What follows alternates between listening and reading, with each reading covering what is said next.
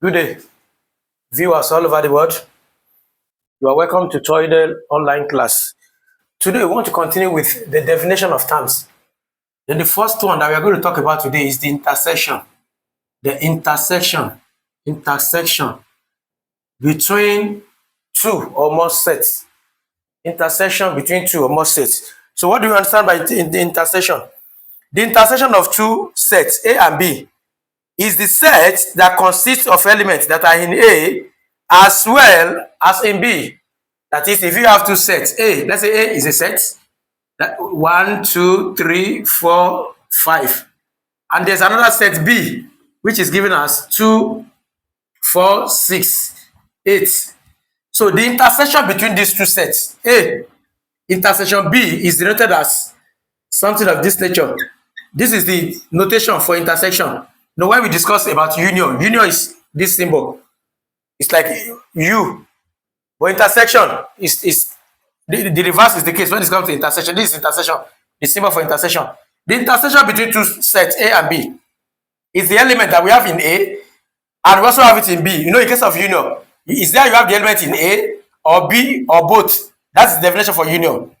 But in case of intersection, the element must be in A and in B. So if you look at the element that we have here, what is common is 2.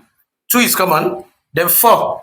So from this given example on the board, the intersection between A and B will only be 2 and 4. So the intersection of two sets, A and B, is the set which consists of elements that are in A and as well as in B. So we can write it in this form. Say A intersection B is given as X. We can write that X such that X belongs to A and X belongs to B. That is, the element must belong to A and the element must also belong to B. That is the meaning of intersection between two sets. Then the second thing we are going to talk about today is what is called the complement of a set. Complement of a set. What do we understand by complement? If A is a set, let's say A, if we have a universal set, of course, we have defined universal sets as the mother set, as the largest set under consideration. 1, 2, 3, up to, let's say, 15, or let's say 10. Then we have set A, which is a subset of B. So let's divide that as 2, 4, 6, 8, 10, set of even numbers. Then the complement of A complement, denoted as A prime, or you say A complement. What do we understand by A complement? The complement of a set is the set that contain all those elements of the universal set which are not elements of A. That is, from what you have on the board, this is the universal set. It's the largest set under consideration from 1 to 10. And we define elements of set A as the set of even numbers from 1 to 10, which are 2, 4, 6, 8, 10. So what will be the complement of A? The complement of A, denoted as A prime or A complement, are the elements that we have at the universal that are not in A. And if you look at that, we have 2 in A, but we have 1 at the universal not in A. We pick 1. 3 is not in A. 5, 7, 9. So the complement of A in this given question is they are the odd numbers between 1 and 10. So the complement of a set are those elements that we have at the universal that are not in that set. And that is the meaning of complement of a set. Then we now talk about subsets. Subsets. Of course, subsets is just part of the set. The third one, definition of terms that we are going to talk about today, is subsets. Subsets. What do you understand by subset? So if you consider two sets, A and B, if set A consists of some or all elements of set B, then A is said to be subset of B. A is said to be subset of B. That is, if you have two sets, A and this is another set, B, A can be the subset of B. If the elements of A are also contained in B, and we can have what is called the proper subset.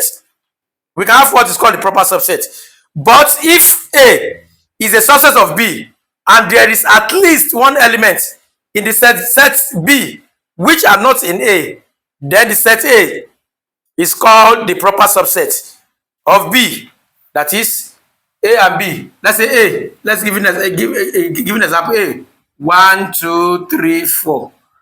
Then if you have set B, say 1, 2, 3, 4, 5. So how do we differentiate between set and proper subset?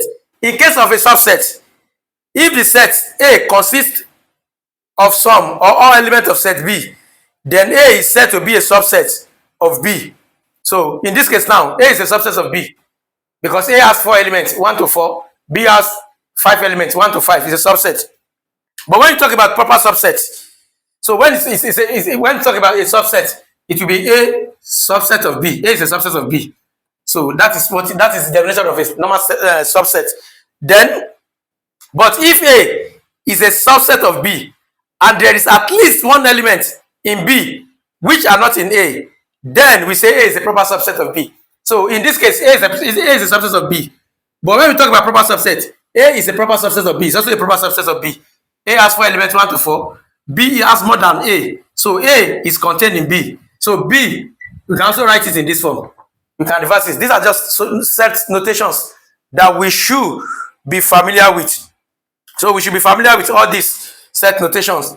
Then we should also note that we can actually represent sets in a Venn diagram. That is, we can represent sets in form of a diagram. So we are going to talk about that in our next video. Thank you, and God bless you all.